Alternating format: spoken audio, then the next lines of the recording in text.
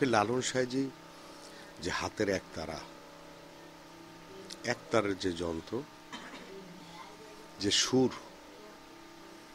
আমাদের হৃদয়কে আকুল থেকে আকুলিত করে, স্পর্শ করে, সুর দিয়ে অসুরকে বধ করা। ফকির লালন সাঁইজির যে একতারা, তার পূর্বে আমরা যে বাদ্যযন্ত্র একতারা দেখি সেটি আসলে এরকম নয়। এই লাউয়ের একতারার বৈশিষ্ট্য একরকম, এবং আগে যে একতারা ছিল সেটি হচ্ছে ফ্ল্যাট একটি একতারা। সেটি এরকম দুটো ছড়ের মাঝখান দিয়ে প্রবাহিত একটি তার নয়। আমরা যদি দেহতত্ত্বের সাথে হিসাব করি তাহলে আমাদের দেহের মধ্যে ইরা পিঙ্গলা সুষমা আছে, এবং যদি সাধক সাধনা করে তাহলে সে সবসময় সুষমায় থাকতে পারে। তার মানে যে একতারাটি এই মিডলের যে মাঝখানে যে তারটি আমরা দেখতে পাই, যেটির মধ্যে স্পর্শ করা মাত্রই একটি সুর ধ্বনিত হয়, এবং যে একতারার সাথে এখানে একটি কান, যেটি হচ্ছে এই তারকে একটু ঢিলা করা যায়, একটু টাইট করা যায়, ঠিক তেমনি আমি যদি আমার বিবেককে সূক্ষ্ম এবং সঠিক জায়গায় রাখতে পারি তবে অবশ্যই আমার দেহের যে সুষমা, যে একতারা, সে একতারাটি ঠিক থাকবে। আমার এই একতারা যে বৈশিষ্ট্য সেটি দেখেন, এটি একটি লাউ দিয়ে তৈরি, এবং সে লাউটাকে প্রসেসিং করে তারপরে তার সাথে তার জুড়ে দিয়ে তারপরে এটাকে বলা হয় লাউয়ের একতারার কান, সেটার মাধ্যমে এটা সুরকে নির্ধারণ করা হয়। ঠিক তেমনি আমি যদি আমার বিবেককে যদি শুদ্ধ রাখতে চাই তাহলে অবশ্যই গুরু জ্ঞান অর্জন করে সাধনার সিদ্ধিপথ লাভ করলেই আমি আমার সুষমাকে ঠিক রাখতে পারবো।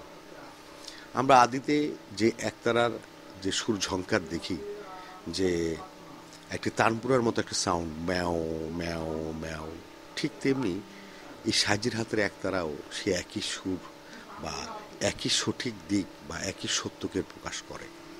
ফকির লালন সাঁইজির হাতের একতারাটি আজ সারা বিশ্বের মানুষের হাতে, বিশেষ করে যারা বাউল ফকির, তারা সাঁইজির হাতের একতারা দিয়েই সাঁইজির সত্যবাণী বা সাঁইজির কালাম পরিবেশন করেন। প্রত্যেকটি ফকির, আমাদের মতো যারা আসলাদারি ফকির, প্রত্যেকেই এই একতারার সাথে তাদের জীবনকে মানিয়ে নিয়েছেন, কেননা আমাদের এই মানব দেহটি আসলে একটি একতারা।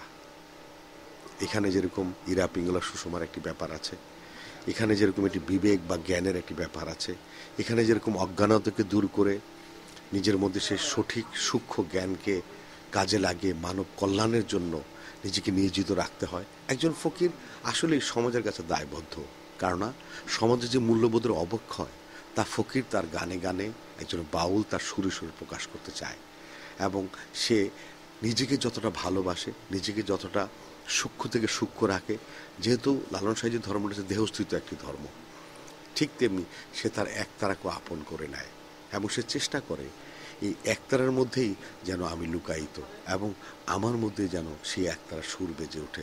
আমি যেন ফকির লালন সাঁইজির মতো বলতে পারি, গুরুর সুভাব দাও আমার মনে, তোমার চরণ যেন বলিনে। আসলে সাঁইজির একতারা সাঁইজির একটা প্রতীক।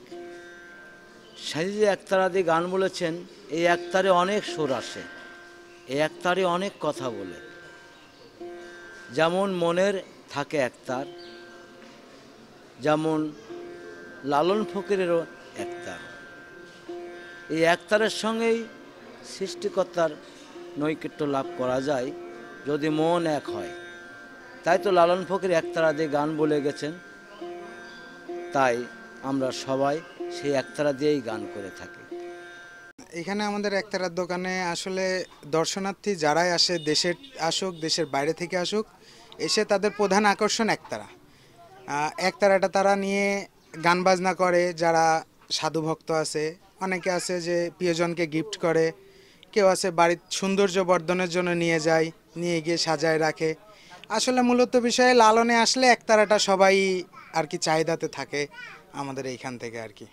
একতারা তো খুবই পছন্দের একটা জিনিস, গ্রামীণ একটা ঐতিহ্য, ভালো লাগতেছে। এখন সম্ভবত আমি এটা কিনেও নিয়ে যাবো আর কি।